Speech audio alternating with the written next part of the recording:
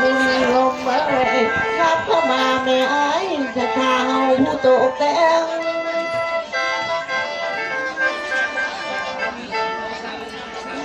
แม่ละหลายคนห่วงหลายคนห่วงคือที่มวนน้องไอ้น้องให้ไอ้ชวนพี่น้องให้มาเข้าห่วมวงแม่แม่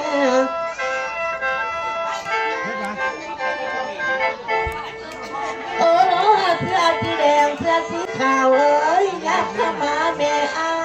ยับเข้ามาในที่นั่งเตียงนอนหรือว่าไอ้บอกตาไอ้ที่เกิดมายังพี่ชายเอ้ย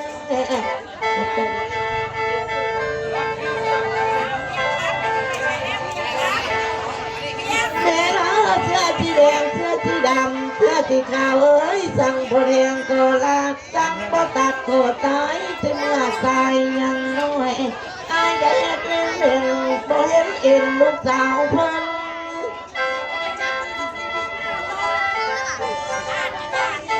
เด้ลูอินโอ้น้องเสื้อสีแดงเสื้อสีขาวไอ้เฮ็ดเด้งเด้งเต้นเข้าหักที่จำนะเด้อไอ้เด้อ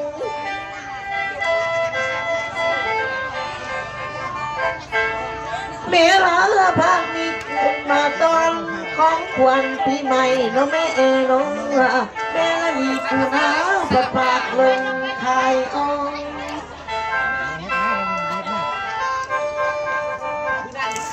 โอ้น้องบ่มียังห่างคำใดที่ต้องกอดมีแต่ฝากเพียงลำที่ต้องพ้องลำคำ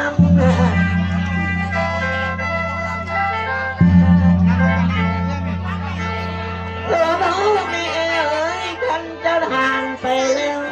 ให้ไหลคืนคือเก่าเด้อแม่เด้อยาตุบกหักแหงให้ไหลเข้าอยู่บ่เก่า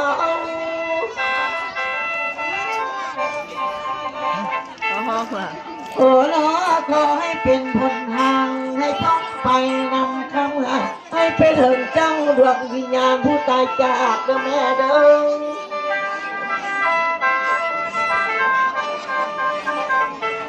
แม่ละแม่เอ้ยเงินที่เจ้าฝากก่อนขอให้ตกลงเพื่อวิดาเจ้าผู้จากไปเจ้าเด้อ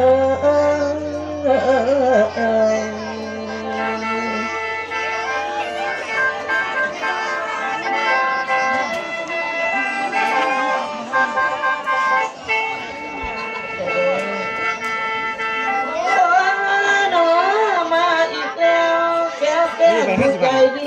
ผู้มันเป็นสถานทางที่แดงกองบุญตอน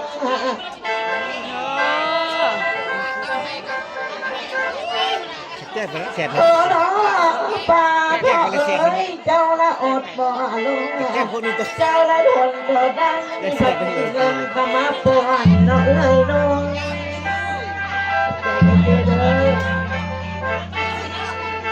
แม่ละพันกี่ทอนก็บ่ได้เงินน้อยพัดบ่หลาย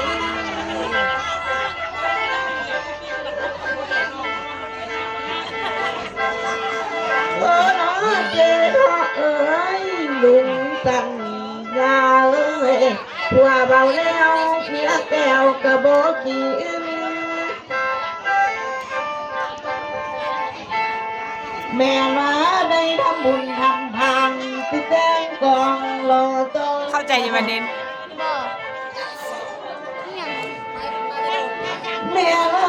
เจ้าเอ้ยบุญกุศลเจ้าได้สร้างผลทานเจ้าได้แต่งน้องเอ้ยน้องเด็กน้อยมาฟังลำแม่ละก็ให้บุญช่วยอยู่โตเจ้าคำเลี้ยง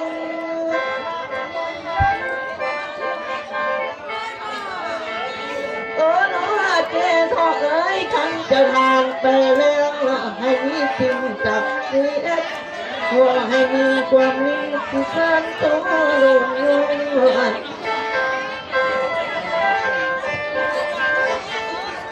แม่ละเที่ยวโบสถ์อยู่ศาลาเที่ยวดังอยู่สันติทอรณีอยู่สันเจ้าถ้าอินเจ้าผู้ชุกชุน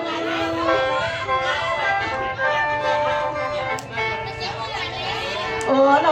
ขอให้มานำกันตักหาเฮาผู้ตกแต่งได้แน่เด้อ